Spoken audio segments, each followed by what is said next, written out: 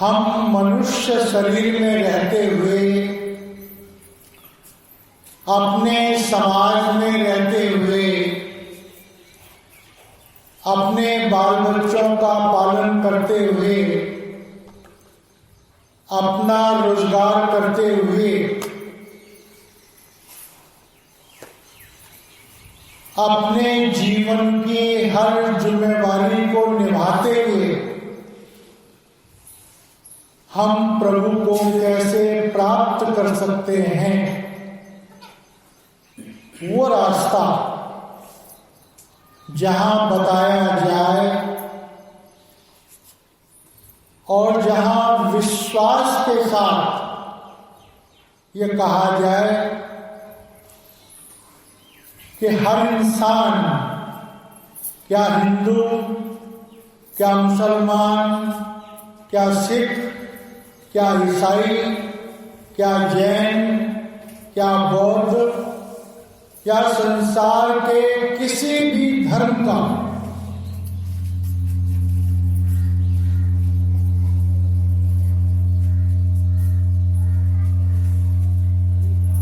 कोई भी इंसान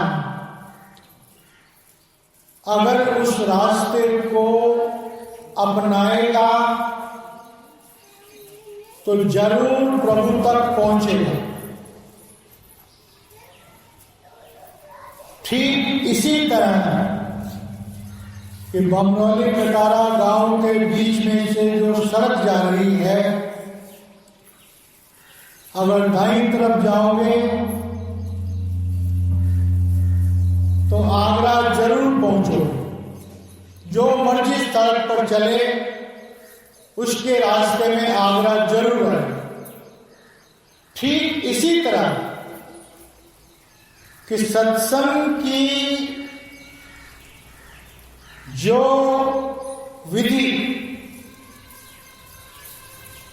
बताई जाती है वो समस्त मनुष्यों के शरीर में जो आत्म तत्व विराजमान है,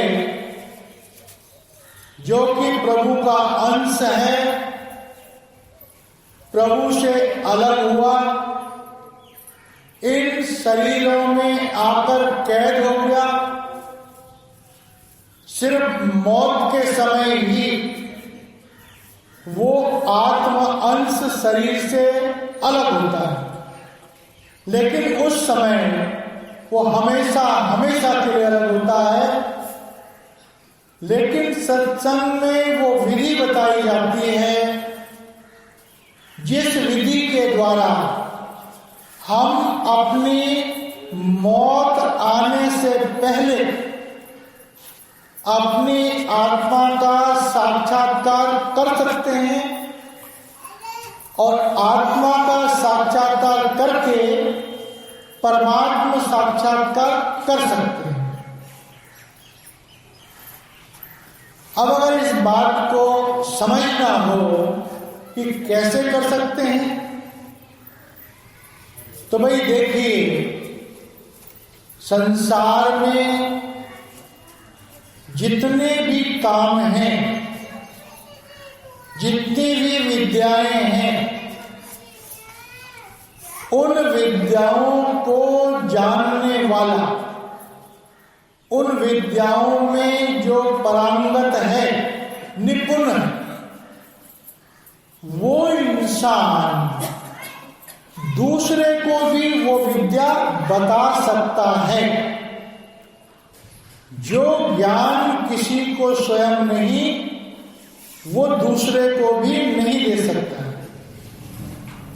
तो सत्संग में दूसरी बात जो बताई जाती है कि पृथ्वी पर ऐसे महापुरुष, ऐसे इंसानी शरीर हमेशा मौजूद रहते हैं जो देखने में तो इंसान जैसे लगते हैं, लेकिन उनके अंदर जो परमात्मा विराजमान है वो उसको जीते जी उस शरीर में से अलग कर सकते हैं उसके दर्शन कर सके। मतलब कि जो शरीर में रहता हुआ, शरीर में काम करता हुआ, जीते जी अपनी आत्मा को शरीर से अलग कर सकता हो और फिर वापस शरीर में प्रवेश कर सकता हो, ऐसी विद्या जिसको आती है उसका नाम सतगुरु है। सत मने परमात्मा, गुरु मने साक्षात उसका रूप। तो यहां पर इस बात को बड़े खुलासे के साथ सब भाई बहनों के सामने महापुरुषों की उस शिक्षा का वर्णन किया जाएगा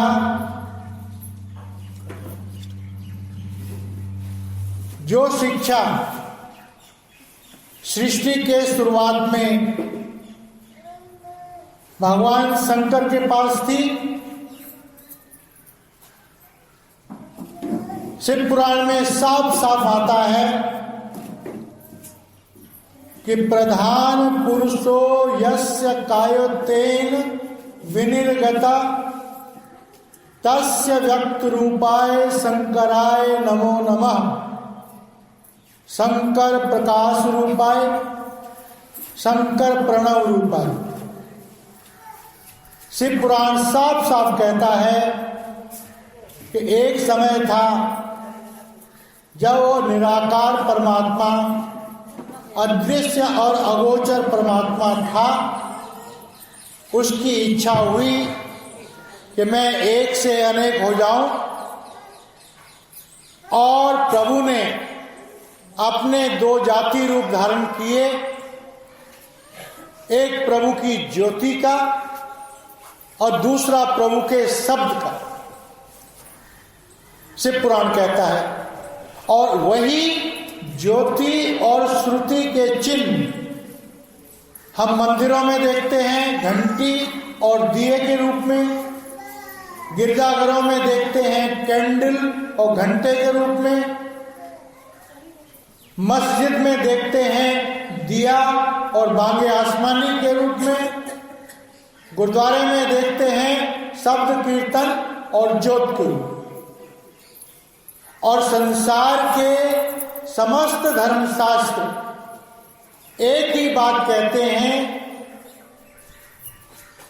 वेद कहते हैं कि ओम भू भुआ स्वा, कि प्रभु से जो ओम शब्द उत्पन्न हुआ, ज्योतिर्मय शब्द, उसी से सचखंड भू भुआ स्वा, सचखंड, दिव्य लोक और ये पिंड के ब्रह्मांड उसी से बने। ग्रंथ साहब में आता है कि एक ओंकार सतनाम कर्ता पुरुष, शब्दे धरती शब्दे आकाश शब्दे शब्द भया प्रकाश, सगली सृष्टि शब्द के पाछे नानक शब्द घटो। कि भाई ज्योति और श्रुति से जो प्रभु का रूप था उससे सारी सृष्टि बनी। मुसलमानों की कुरान शरीफ में आता है कुन फियकुन। कुन कहते हैं ज्योतिर्मय शब्द को, फियकुन का मतलब है हो जा। कुरान शरीफ में आता है कि खुदा ने नूर उत्पन्न किया, अव्वल अल्लाह नूर पाया कुदरत के संबंधी, एक नूर से सब जग उपजिया कौन भले को मन। बाइबल में आता है in the beginning was world, world was with God and world was God. ईसाई भाइयों की बाइबल कहती है कि वो अनामी अगोचर परमात्मा जब इजहार में आया तो उसने शब्द और ज्योति का रूप धारण किया और वर्ल्ड मेड फ्लैश, और शब्द और ज्योति के उस आत्म तत्व की ताकत से समस्त सृष्टि का निर्माण हुआ। भगवान कृष्ण गीता में साफ बोलते हैं कि ममैव वांचो जीव लोके जीव भूतम सनातनम, कि मैंने अपने अंशों को अपने से अलग करके समस्त जीव भूत और जीव लोक 84 लाख योनियां और करोड़ों ब्रह्मांड मेरे अंशों से बनी है। गीता में भगवान कृष्ण कहते। रामायण में तुलसीदास जी महाराज साफ साफ बयान करते हैं कि ईश्वर अंश जीव अविनाशी चेतन अमल सहज सुख राशि सो मायावश भयो गुसाई बंध्यो कीर मरकट की। गोस्वामी तुलसीदास जी बयान कर रखे हैं कि ईश्वर का अंश आत्मा, जिसे जीव भी कहा जाता है, वो अविनाशी है, कभी मरता नहीं है। प्रभु का अंश है, प्रभु कभी मरता नहीं, कभी पैदा होता नहीं, वो अनंत है, अनादि है, शाश्वत। वही हमारी आत्मा है, न कभी मरती है न कभी जन्म लेती है। नैनन छिन्नन्ति शस्त्राणि नैनन दहति पावका न चैनम क्लेदयन्त्यापो न शोष्यति मारुतः, गीता में कहते हैं। और वो आत्मा एक शरीर से दूसरे शरीर में चली जाती है जब हमारी मौत होती है। आत्मा की कभी मौत नहीं होती, मौत शरीर की होती है। कि वासांच जीर्णानि यथा विहाय नवानि ग्रहात् नरोपरम तथा शरीराणि विहाय जीर्णानि न्यानि संयाति नवानि दे। जैसे कपड़ा फट गया तो हम उसे फेंक देते हैं, दूसरा कपड़ा पहनते हैं। इसी तरह शरीर जब नाश हो जाता है तो आत्मा दूसरा शरीर धारण करती है। ये सब बातें इसलिए कही जा रही हैं कि हम इंसान जो अपने आप को शरीर समझते हैं, सारी जिंदगी भर सिर्फ मौत के समय में ये बात हर इंसान बोलता है। एक मुर्दे को देखकर कि इसमें से आत्मा चली, लेकिन जिंदे इंसान को देखकर कोई नहीं कहता कि इसमें आत्मा है। ना हम कहते हैं कि मुझ में आत्मा है। मैंने अपनी आत्मा को कभी नहीं देखा, मैंने खुद को कभी नहीं देखा। मैं समस्त संसार का सारा ज्ञान जानता हूं, लेकिन अपने बारे में कुछ नहीं जानता। ये अज्ञानता संसार के समस्त इंसानों में, समस्त इंसानों। अब इस अज्ञानता से हम कैसे छूटें, कैसे हम इस अज्ञानता को दूर करें? तो हम देखते हैं कि हमारे धर्मशास्त्रों में हमारे पूर्वजों ने बहुत सारे तरीके बताए परमात्मा को प्राप्त करने के। उन तरीकों में हम योग साधनाएं करते हैं, व्रत रखते हैं, तीर्थ करते हैं, मंत्र जपते हैं और कई किस्म के साधन करते हैं कि हम प्रभु को देख पाएं। अब एक बात जो स्पष्ट कहने वाली है कि हम प्रभु को इन चमड़े की आंखों से नहीं देख सकते, तो कौन सी आंख से देखेंगे? गीता में भगवान क्या कहते हैं? न तु माम शक्य से दृष्टुम मनेन एव स्वचक्षुषा ददामि ते चक्षु पश्चिमे योग ईश्वरे। हे अर्जुन, तू इस चमड़े की आंखों से मुझ परमात्मा को नहीं देख सकता। मैं तुझे एक दिव्य चक्षु देता हूं जिसके द्वारा तो मुझ परमात्मा के उस ऐश्वर्य को देख पाएगा। अब सवाल पैदा होता है कि क्या भगवान कृष्ण ने अर्जुन को कोई और आंख लाके लगा दी थी?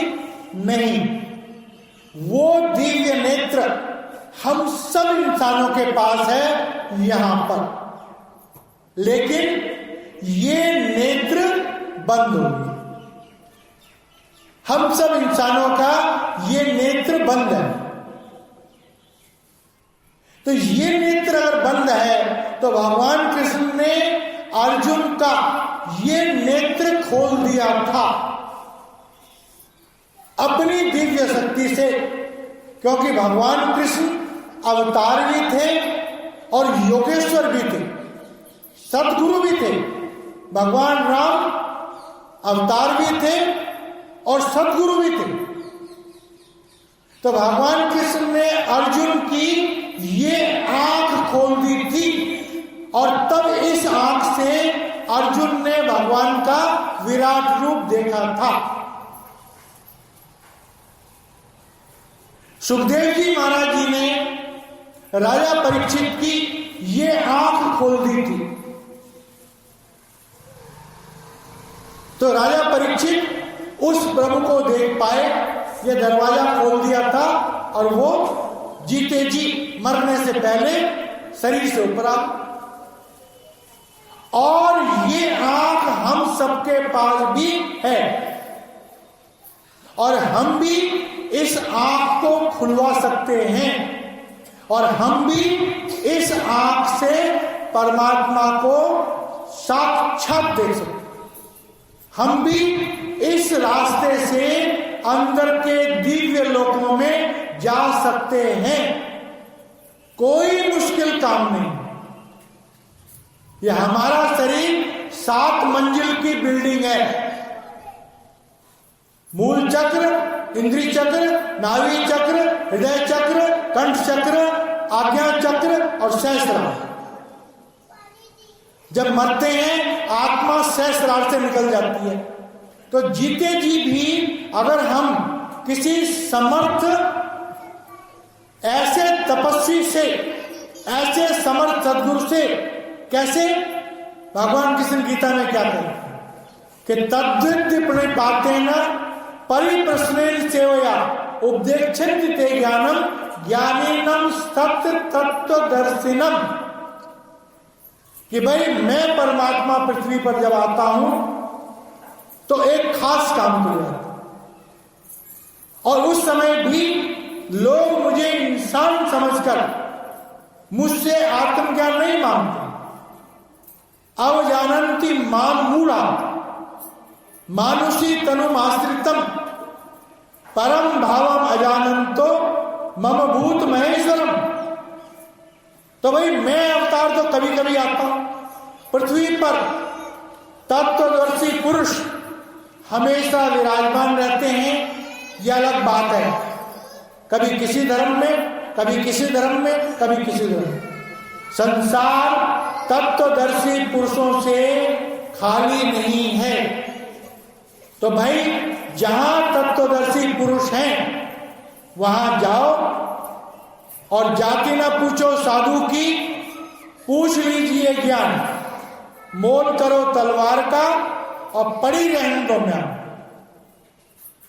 तो कैसे? जैसे विवेकानंद जी महाराज हमारे हिंदुस्तान में धर्म शास्त्रों का जो ज्ञान विवेकानंद जी महाराज जी के पास था, ऐसा ज्ञान शायद ही किसी के पास रहा होगा या आज होगा।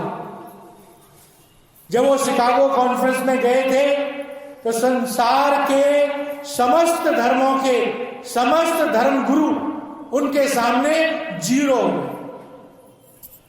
लेकिन वो स्वयं आत्मज्ञान से खाली थे और सारे हिंदुस्तान में बोलते थे, है कोई जिसने परमात्मा देखा हो, है कोई जिसने परमात्मा देखा हो। जब स्वामी रामकृष्ण परमहंस के पास गए, सीधा सवाल, master have you seen God, can you show मी, कि हे गुरुदेव आपने परमात्मा को देखा है, क्या आप मुझे दिखा सकते हो?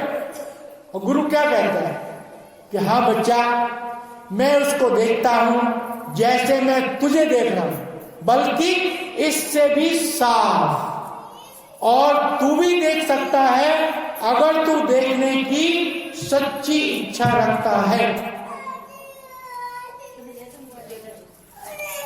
और एक दृष्टि डाली और स्वामी विवेकानंद जी महाराज जी को ज्ञान हो गया और सारी जिंदगी बोलते रहे कि but for that man I was saved, कि अगर वो महापुरुष न मिलता तो मैं कभी भी नरकों की आग से न बच पाता। मैंने जीते जी मुक्ति प्राप्त की। प्यारे भाई और बहनों, ये इसलिए बोला जा रहा है कि जब से सृष्टि बनी प्रभु आते रहे, लोगों ने उन पर विश्वास नहीं किया। रामायण के उत्तरकांड में साफ साफ लिखा कि भगवान राम जब देखते हैं तो 14 वर्ष का वनवास काट के रावण को मार के जब वापस आए, तो जब तक वापस नहीं आए थे लोग उनके ध्यान में लीन रहते थे, उनके प्रेम में सराबोर रहते थे। जब वापस आए तो सबका जोश ठंडा हो गया और जब उन्होंने कोशिश करी कि आत्मज्ञान की बात लोगों से करूं तो अक्सर लोगों ने नहीं सुनी। भगवान कृष्ण ने जब सब कोशिश करी, श्रीमद् भागवत महापुराण के 11वें स्कंद में भगवान ने उद्धव जी का माध्यम लेकर उद्धव जी को ज्ञान सुनाने के माध्यम से समस्त सत्संग और समस्त पराविद्या कि प्रभु को कैसे प्राप्त किया जा सकता है साफ साफ बता, स्पष्ट बोला कि नरदेहम आद्यम सुलभम सुदुर्लभम पलवम सुकल्पम गुरु कर्णधारम। साफ साफ भगवान ने 11वें स्कंद में श्रीमद् भागवत महापुराण में बोला है कि ऐ इंसानों, ये जो तुम्हारा शरीर है ये परमात्मा के रहने की साक्षात जगह है। ये इंसान का शरीर कोई हाड़ मांस का कोई एक आम शरीर नहीं, ये नर नारायणी देह है।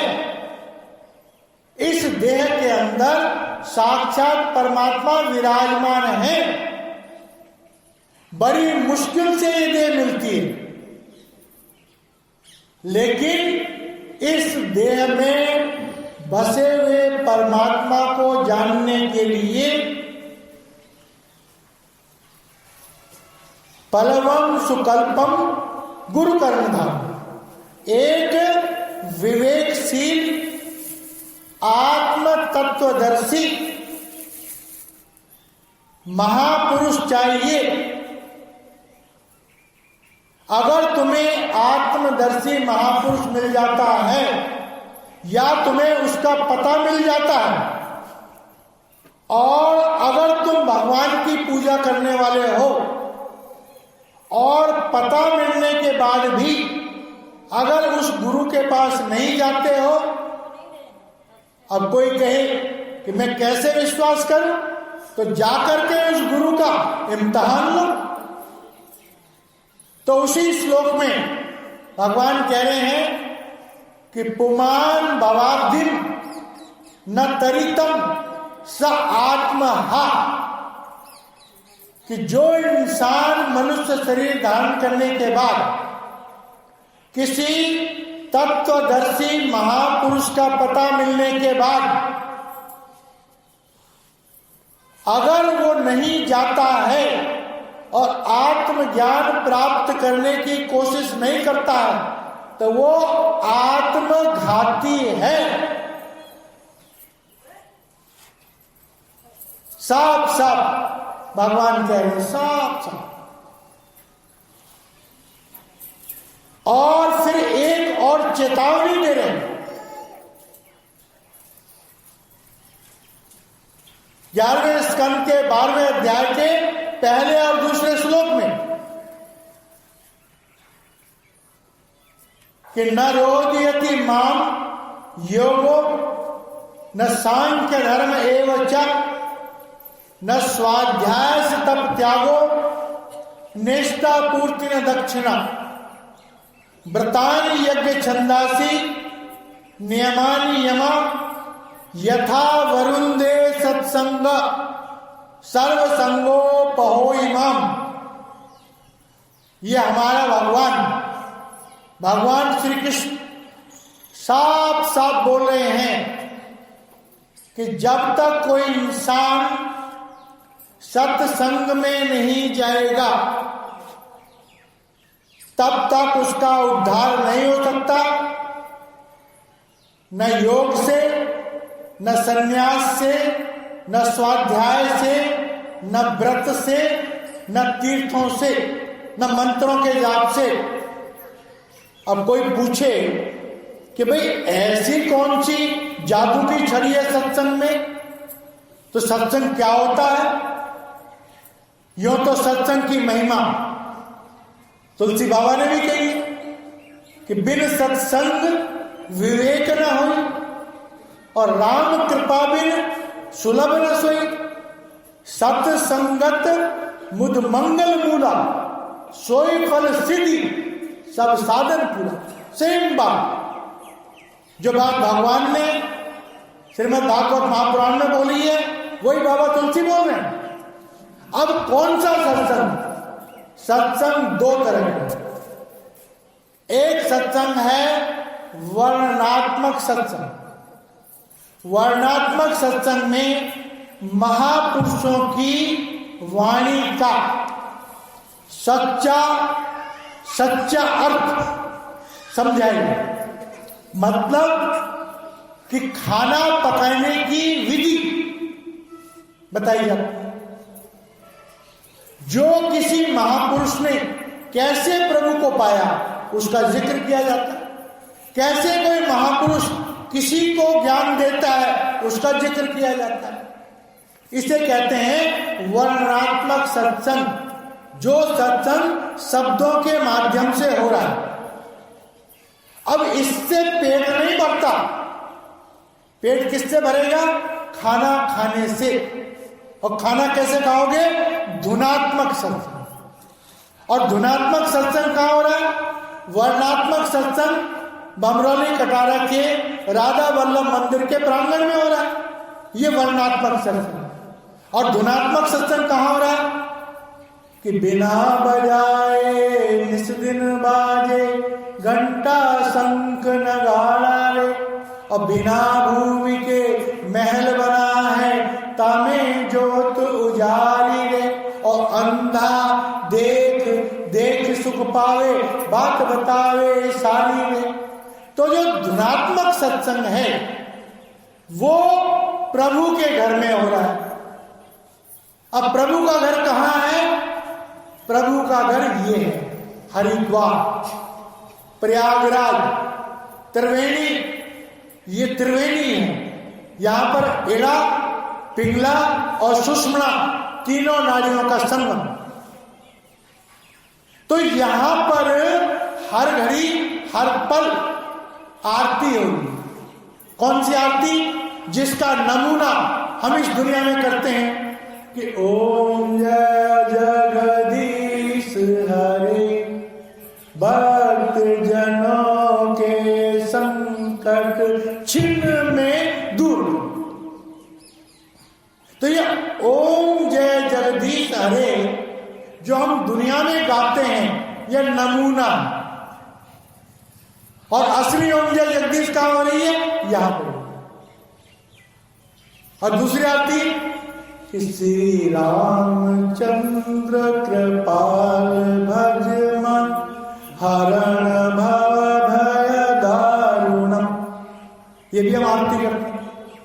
तो श्री रामचंद्र कृपाल भज मन हरण भव भय दारुणम, कि अगर भवसागर के सारे दुखों से तुम मुक्ति चाहते हो तो श्री रामचंद्र को मन से भजो। अब श्री रामचंद्र कैसे हैं? श्री रामचंद्र का है, और चंद्र कहां है? हमारे हृदय चक्र पर।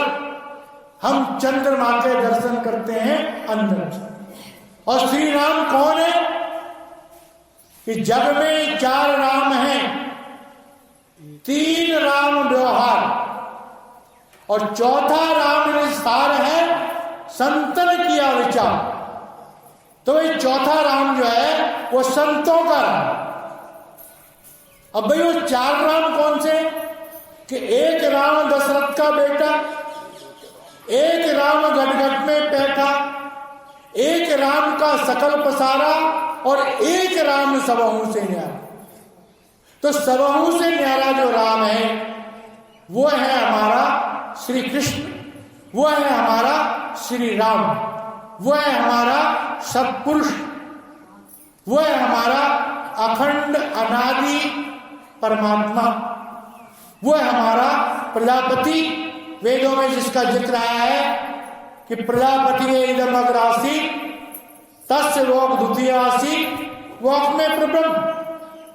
तो ये जो सत्संग अब यहां पर हो रहा है, ये श्री राम, संतों के राम, संतों के कृष्ण, दुनिया का राम और दुनिया का कृष्ण तो गाने बजाने में ही पूरा हो जाता है। लेकिन संतों को गाना बजा करके शांति नहीं मिलती। जो संत महात्मा हैं वो तो कहते हैं हम तो भगवान को हादरा हजूर देखें, हम तो उससे बातचीत करें जीते जी। तो सत्संग में ये सारी विधियां बताई जाती हैं। ये बैकग्राउंड थोड़ा सा इसलिए बताना जरूरी है कि जब हम महापुरुषों के वचनों को समझते हैं तो जिन भाई बहनों ने किसी तत्वदर्शी सदगुरु के दर्शन नहीं किए या नहीं जुड़े, उनको गवाही देनी पड़ती है कि भाई हम जीते जी परमात्मा से मिल सकते हैं।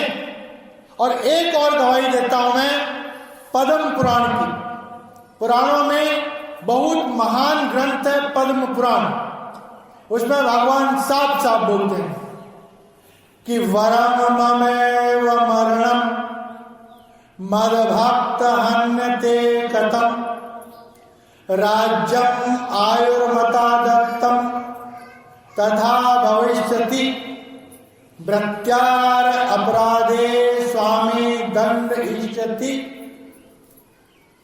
विप्रवाक्यम ब्रुवमन विस्मादि ब्रुवमन। कि जो इंसान किसी तत्वदर्शी पुरुष से अपनी आत्मा का ज्ञान प्राप्त करता है और बताई हुई विधि के मुताबिक ध्यान योग के द्वारा अपनी आत्मा को शरीर से ऊपर उठा लेता है और जीते जी ही मरकर देखता है। मरकर देखने का मतलब मुझ परमात्मा से आकर मिलता है और फिर शरीर में चला जाता है, तो वो कभी नहीं मरता और वो अपना जीवन पूरा करने के बाद सीधा मुझ परमात्मा के पास आता है। और मेरी ये बात ब्रह्मा जी को भी विस्मय में डाल सकती है कि ब्रह्मा जी भी हैरान हो जाते हैं कि मैंने तो इस त्रिलोकी का जो विधान बनाया था इसमें तो मैंने ऐसा कोई नियम नहीं बनाया था, यह नियम कहां से आया। और इसी बात को फिर भगवान कृष्ण गीता में बोले कि सर्वधर्मान 18वें अध्याय में सर्वधर्मान परित्यज्य मामेकं शरणं व्रज अहं त्वा सर्वपापेभ्यो मोक्ष्यामि मा। और दूसरे श्लोक में है कि न तद्भास्यतो सूर्यो शशांको न पावकः यद गत्वा न निवर्तन्ते तद्धाम परमम्। तो ये गवाहियां हैं कि भाई हर इंसान परमात्मा को प्राप्त कर सकता है। उसके लिए पहले आत्मज्ञान चाहिए और फिर परमात्मा ज्ञान चाहिए, और ये जीते जी उपलब्ध हो सकता है सब इंसानों के द्वारा। क्या स्त्री, क्या पुरुष, क्या पढ़ा लिखा, क्या अनपढ़, क्या शहर का, क्या गांव का, सारे के सारे उस दौलत को प्राप्त कर सकते हैं। तो ये एक सच्चाई थी जो आप सब लोगों के सामने रखी। अब आपके सामने एक बहुत बड़े महापुरुष जिनका अवतरण आगरा में ही 200 साल पहले हुआ था, स्वामी शिवदयाल सिंह जी महाराज पुन्नी गली में जिन्होंने अवतरण किया, और उन्हीं की उस वृक्ष की शाखाएं चलती चलती आज यहां वक्त के मौजूदा सदगुरु संत राजेंद्र सिंह जी महाराज जी की कृपा से राधा वल्लभ मंदिर के प्रांगण में वो गंगा बहती बहती आज यहां आई है। और आइए हम सब लोग उस ज्ञान गंगा में, उस पवित्र गंगा में एक डुबकी लगाकर देखें कि भाई कैसा आनंद आता है और क्या रास्ता है। अब ये एक महापुरुष के साक्षात परमात्मा रूप संत के शब्दों के माध्यम से आप लोगों के सामने रखा जाएगा कि भाई अध्यात्म का क्या महत्व है, हम उसे कैसे प्राप्त कर सकते हैं। हमारे भाई जोशवा जी पढ़ेंगे और मैं महाराज श्री से प्रार्थना करता हूं कि वो अपनी तवज्जो दें, जिससे इन शब्दों का सही मतलब इस तुच्छ प्राणी के मुंह से आप सब तक उसकी व्याख्या पहुंचे। स्वामी जी महाराज की सबक पहला, यह तन दुर्लभ तुमने पाया, कोटि जन्म भटका जब खाया, अब या को बिरथा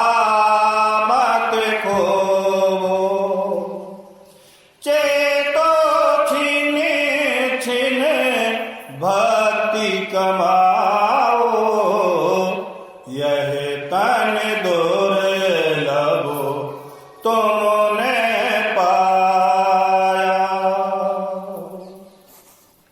प्यारे भाइयों बहनों, जैसे किसी अंधे इंसान को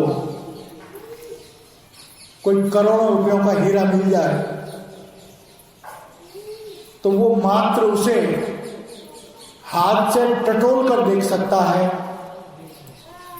और ये समझ सकता है कि शायद ये कांच का टुकड़ा होगा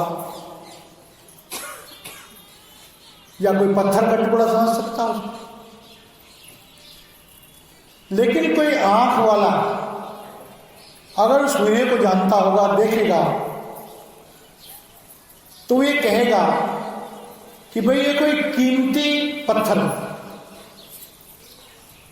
लेकिन अगर उस हीरे को कोई जौहरी देख ले तो वो कहेगा भाई इसकी हिफाजत करो, ये करोड़ों रुपए का है। हीरा एक ही है, अंधे के हाथ में वो पत्थर है, कांच का टुकड़ा है। साधारण इंसान के जो देख सकता है उसके हाथ में वो कोई अच्छा पत्थर है, हो सकता कीमती, लेकिन एक जौहरी के हाथ में वो करोड़ों रुपए का है। जब जौहरी उस हीरे को देखेगा तो तुरंत उसे किसी तिजोरी में बंद कर देगा। साधारण इंसान उस हीरे को किसी आले में रख देगा, अंधा उस हीरे को उठा के फेंक दे। तो इसी तरह से जो हमारा ये मनुष्य शरीर है, जो लोग तो धर्मनिष्ठ नहीं, जिन्हें परमात्मा की तरफ कोई रुझान नहीं, वो तो इस मनुष्य शरीर को विषय विकारों की मशीन समझते हैं और eat drink and B Mary, life is very short, खाओ पियो और ऐश करो, जिंदगी थोड़ी, अंधों की ये अवस्था है। जो इंसान थोड़ा बहुत धर्मनिष्ठ होते हैं, प्रभु की तरफ अपना रुझान रखते हैं, वो कहते हैं भाई मंदिर जाओ, अपने धर्म स्थानों में जाओ, कोई धर्म पुस्तक पढ़ो, कोई सत्संगों में जाओ, कोई ज्ञान प्राप्त। तो वो लोग अपना वो समय तो अच्छा बिताते हैं, जितनी देर सत्संग में चले जाते हैं, जितनी देर धर्म पुस्तक पढ़ते हैं, जितनी देर मंदिर में जाते हैं, लेकिन जैसे ही वो सत्संग से अलग होते हैं, मंदिर से अलग होते हैं, धर्म पुस्तकों को पढ़ने से अलग होते हैं, फिर वो उसी दुनिया में चले जाते हैं। लेकिन तीसरी किस्म के लोग कौन से होते हैं, जिसका श्रीमद् भागवत महापुराण के महात्म्य में बताया गया कि भाग्योदयेन बहुजन्म समर्जिते सत्संगम च लभते पुरुषो यदा में अज्ञान हेत कृत मोह मदांधकार नासं विधाय ही तदोदयते विवेका। कहते हैं जो धर्मनिष्ठ इंसान होते हैं, बड़े प्यारे इंसान, तो वो क्या करते हैं कि मंदिर में जाते हैं तो ये नहीं मांगते कि भगवान मुझे पैसा दे दे, मेरी बीमारी दूर कर दे, मुझे औलाद दे दे।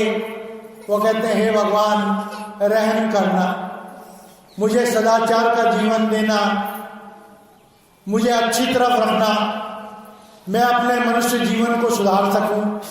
हे प्रभु मुझ पर रहम करना, हे प्रभु कभी मेरे दर्शन देना। सत्संग में बैठते हैं, हे परमात्मा मुझ पर रहम कर।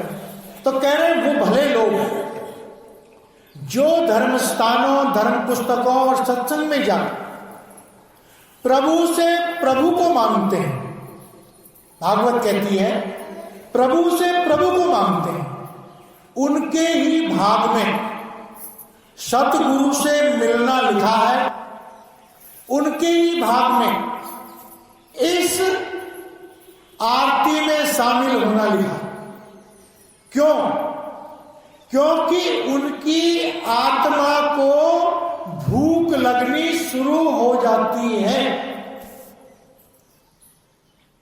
आम इंसान अपने शरीर की भूख का अनुभव करता है, तड़फता है भोजन के लिए, छीन कर खा लेता है। शरीर जो ज्ञानी पुरुष हैं, ज्ञान की जिनके भूख लगती है, जहां ज्ञान मिलता है वो ये नहीं परवाह करते कि ये कोई जाति पाति का या उच्च नीच का, जहां ज्ञान मिलता दौड़े चले जाते। ये दो किस्म के लोग दुनिया में मिल जाते। लेकिन आत्मा की भूख वाले इंसान अक्सर बहुत कम मिलते। क्यों? क्योंकि जन्म जन्मों से, करोड़ों जन्मों से हमारी आत्मा 84 लाख योनियों में भटक भटक करके निर्जीव हो गई है, बेहोश हो गई। आज हम इंसानों के अंदर हमारी आत्मा मूर्छित अवस्था में, मूर्छित अवस्था। और एक इंसान अगर भूख से मूर्छित हो जाए तो वो भोजन नहीं मांग सकता, क्योंकि वो मूर्छित है। उसकी बोलने की इंद्री, सुनने की इंद्री काम नहीं कर। मूर्छित इंसान को कोई दयावान इंसान जबरदस्ती उसके मुंह में अगर टेस्ट ट्यूब से खाना डाले तो जब खाना पेट में जाएगा तो जैसे ही भोजन हमारे अमाशय में जाता है, हमारे शरीर की रचना ऐसी है कि तुरंत जठराग्नि जल जाती है। जब हम भोजन खाते हैं तो जैसे ही हमारा भोजन हमारे अमाशय में जाता है, ऑटोमेटिक सिस्टम है कि आग जल जाती। तो मूर्छित इंसान के मुंह में जबरदस्ती कोई अगर भोजन डालेगा, और वो भी लिक्विड भोजन जो उसकी नस से अंदर चला जाए, तो जठराग्नि जलेगी और उसको चेतना है। इसी तरह से हम इंसानों की मूर्छित आत्मा को जब तक कोई तत्वदर्शी महापुरुष अपनी शक्ति से, अपने जपे हुए नाम से कुछ दौलत, कुछ कणी हमारी आत्मा में प्रवेश नहीं करेगा, तब तक हमारी आत्मा जागृत नहीं हो सकती। इसका एक छोटा सा नमूना श्रीमद् भागवत महापुराण में नारद जी के प्रसंग में ज्ञान वैराग्य को जगाने के लिए एक दृष्टांत के रूप में दिया हुआ। तो ज्ञान वैराग्य मंत्रों के उच्चारण से नहीं जगे, सनकादि मुनियों के तत्वदर्शी ज्ञान को मिलने के बाद ज्ञान और वैराग्य जगे। यहां तक कि भक्ति शिरोमणि नारद जी भी सनकादि मुनियों के द्वारा दिए हुए तत्वदर्शी ज्ञान के बाद वो भी तत्वदर्शी पुरुष हुए, भागवत के। तो ये बात यहां कह रहे हैं कि यह तन दुर्लभ तुमने पाया, कोटि जन्म भटका जब खाया। तो बाबा तुलसी क्या कहते हैं कि 184 भरमयो तब मानुष तन पाए, बंदे हरि नाम सिमर नहीं सो दिन ने गया। बाबा तुलसी कह रहे हैं कि 84 लाख योनियों के बाद ऐ जीवात्मा तुझे मनुष्य का शरीर मिला। अगर तूने जीते जी आत्मज्ञान प्राप्त नहीं किया तो वापस 84 में जाने के लिए तैयार हो जा। और इसी बात को सिख भाइयों के गुरु ग्रंथ साहब में, बैठ जाओ बेटा, पानी के चक्कर मत पड़, बैठ जाओ। सिख भाइयों के गुरु ग्रंथ साहब में आता है कि दृढ़ दृढ़ खाया, दृढ़ सोया, दृढ़ दृढ़ कापड़ अंग चढ़ाया, दृढ़ कुटुंब परिवार सहित सो जित हुण खसम न पाया, पौड़ी थुड़की हाथ न आए एहला जन्म गवा। गुरु नानक देव जी महाराज फरमा रहे कि इंसान अगर तूने मनुष्य जन्म पाकर के किसी तत्वदर्शी पुरुष के पास उसकी सहायता लिए बिना या कैसे भी अपने आत्म तत्व को नहीं पहचाना तो तेरे खाने पर, तेरे कपड़े पहनने पर, तेरे सोने पर, तेरे परिवार को पालने पर 100 बार लानत। क्यों? क्योंकि तूने 3 लोकों में सबसे दुर्लभ जो था मनुष्य शरीर,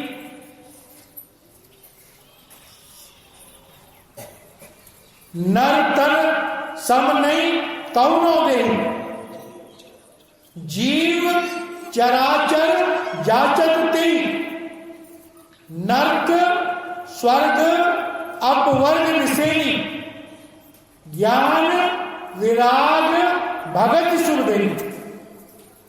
इतना कीमती मनुष्य जीवन मिला, और अगर इस जीवन को प्राप्त किए बिना तुमने ये जीवन बिता दिया तो करोड़ करोड़ बार धिक्कार है, करोड़ करोड़ बार धिक्कार है। भागवत कहती है कि ये आत्महानि, आत्महत्या के बराबर पाप लगे। तो यहां पर कह रहे हैं कि ऐ दुनिया के लोगों, ये जो मनुष्य शरीर मिला है, ये एक बहुत कीमती, 3 लोकों में ऐसी दौलत उपलब्ध नहीं है। क्यों? क्योंकि जब ब्रह्मा जी ने 3 लोकों की रचना कर दी थी, ब्रह्मा जी मानस थे, मानस मन की कल्पना थी। तो उसके बाद निराकार पार ब्रह्म से प्रार्थना की गई, क्या? कि दर्द दिल के वास्ते पैदा किया इंसान को, वर्ण तात के लिए कम न थी करोड़ियां। समस्त देवी देवताओं को बनाने के बाद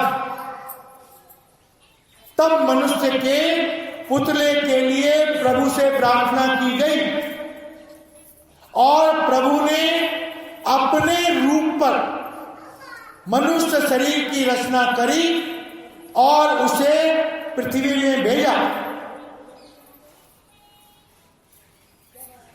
तो इस मनुष्य शरीर में आकाश तत्व की प्रबलता है। ये एक मोबाइल है, इस मोबाइल में ताकत है कि अगर तुम सिम को एक्टिवेट करो, सिम को किसी एयर कंपनी से ज्वाइन करो, तो तुम्हारा मोबाइल सारे संसार के सारे मोबाइलों से जुड़ सकता है। इसी तरह हमारे अंदर जो सिम है, हमारी आत्मा है, वो एक्टिवेट नहीं है। तो जैसे ही हमारा आत्मा एक्टिवेट होगी, हम प्रभु के संदेश को प्राप्त करना शुरू करेंगे और अपनी बात प्रभु तक कर पाएंगे इस मोबाइल के द्वारा। हमारी आत्मा रूपी सिम को हमें एक्टिवेट करना होगा। अगर एक्टिवेट नहीं होगी तो सिम बेकार। तो कह रहे हैं कि करोड़ों जन्मों में ए आत्मा, ए जीव, करोड़ों जन्मों में भटकने के बाद हम इंसान हैं, अक्सर एहसास नहीं करता। कीड़ों की जोड़ी देखो, सांप कछुए की जोड़ी देखो, कुत्ते बिल्ली की जिंदगी देखो, जानवरों की जिंदगी देखो। इन सब जिंदगियों से हम गुजरे हैं, और अगर न चेते तो दोबारा उन जिंदगियों में जाने के लिए तैयार हो। तो कह रहे हैं भाई, ए इंसान, ए जीवात्मा, करोड़ों जन्म में भटकने के बाद तुम्हें जन्म मिला, अब या को बिरथा मत करो। महापुरुषों को बड़ी दया आती है, बड़ा दुख होता है, बहुत दुख होता है। इस बात को गालिब नाम का एक शायर था, उसने बड़ी सुंदर तरीके से कि कम जानते थे हम भी गमे इश्क को, मगर अब देखा तो कम हुई, मगर गमे रोजगार। वो शायर बयान कर रहा है एक आत्मदर्शी पुरुष का, एक भक्त का। एक भक्त कह रहा है कि हे भगवान, जब तक मैं आपसे नहीं मिला था मुझे अपना गम था कि मैं आपसे न मिल पाया, लेकिन जब मैं आपसे मिला, मैंने आपके दर्शन किए, अब मुझे यह गम सता रहा है कि बाकी लोग तुमसे दर्शन नहीं कर पा रहे हैं, तुम्हारे तुमसे नहीं मिल पा रहे हैं। हे प्रभु, मेरा कलेजा फट रहा है कि ये बाकी लोग क्यों आत्मज्ञान प्राप्त नहीं करना चाहते हैं। उस भक्त का कलेजा फटता है। वो शायर इस पीड़ा को उस शेर में, यही पीड़ा यहां पर स्वामी जी महाराज के दिल में पैदा हो रही है और कह रहे हैं, ए इंसानों चेत जाओ, कब मौत आ जाएगी पता नहीं। मौत से पहले एक बार अपने आत्मा के दर्शन कर लो। अगर एक बार अपनी आत्मा के दर्शन कर लोगे तो कम से कम मरने के बाद 84 में नहीं जाओगे, तुम्हें दोबारा मनुष्य का ही जीवन मिलेगा। इसे बिरथा मत हो। बिरथा कैसे? अगर दोबारा मनुष्य न मिले बने तो फिर भगवान जाने करोड़ों जन्मों के बाद कब मनुष्य का चोला मिलेगा और कब तुम मुक्ति प्राप्त करने का साधन धाम मोक्ष का द्वार, इस मोक्ष के द्वार को कैसे प्राप्त करो। कितनी स्पष्ट बात भगवान राम कह रहे हैं कि साधन धाम मोक्ष करो। बड़े भाग मानुष तन पाया सुर दुर्लभ, सब ग्रंथ है। साधन धाम मोक्ष करो। भाई तुमको साधन मिला है मोक्ष प्राप्त करने। कैसा साधन है? ये दरवाजे से अंदर घुस जाओ, ये दरवाजा खुलवाओ और अंदर घुस जाओ। प्यारे भाई और बहनों, जिन महापुरुषों ने साधना करी है, जो अंदर के मंडलों में जाते हैं, इस दरवाजे को खोलकर अपनी आत्मा को शरीर से ऊपर उठाकर यहां से, हमारे शरीर में सब जानते हैं हमारी रीढ़ की हड्डी में 3 नाड़ियां हैं, इड़ा, पिंगला और सुषमा। योगी लोग इड़ा और पिंगला में जाते हैं और सहज योग वाले जो आत्मज्ञानी लोग होते हैं वो सुषमा नाड़ी से जाते हैं। सुषमा नाड़ी, इड़ा, पिंगला और सुषमा का यहां पर संगम है। यहां पर इसे बंक नाल भी कहते हैं। ये नाड़ी थोड़ा सा नीचे आके फिर ऊपर जाती है और यहाँ सीट ऑफ द सोल है, जिसे हमारे धर्म में मरने पर कपाल क्रिया कहते हैं। तो कपाल क्रिया यहाँ पर हमारी भौं के अंदर करीब 1 इंच अंदर यहाँ पर जगह बनी हुई है जहां हमारी आत्मा विश्राम कर सकती है। अगर एक बार हमारी आत्मा यहाँ आ जाए तो वहां पर वो उस प्रकाश और सबसे जुड़ जाए तो उस आत्मा को मरने के बाद दोबारा मनुष्य से नीचे की योनियों में नहीं जाना पड़ेगा। संसार के समस्त धर्मशास्त्र कहते हैं। तो कह रहे हैं या को अब बिरथा मत को चेतो छिन छिन भक्ति कर। कह रहे हैं जीवात्माओं, एक एक सांस तुम्हारी कीमती है। क्या पता अगली सांस आए या ना। और दुनिया का क्या हाल है कि सामान्य 100 बरस का और पलती खबर नहीं। आने वाले 100 सालों का हम इंतजाम करने में जुटे हुए हैं और अगली पल, अगली सांस हमारी आएगी कि नहीं आएगी हमें पता ही। कितना बड़ा था, कितना बड़ा था ये समझ। जब कोई महापुरुष का सत्संग होता है, थोड़ी देर के लिए हमारा मन शांत होता है, हमारे दिल में धुक धुक होती है कि बात तो सच्ची कहे। तो कह रहे भाई उस विद्या को प्राप्त करो, उस ज्ञान को प्राप्त करो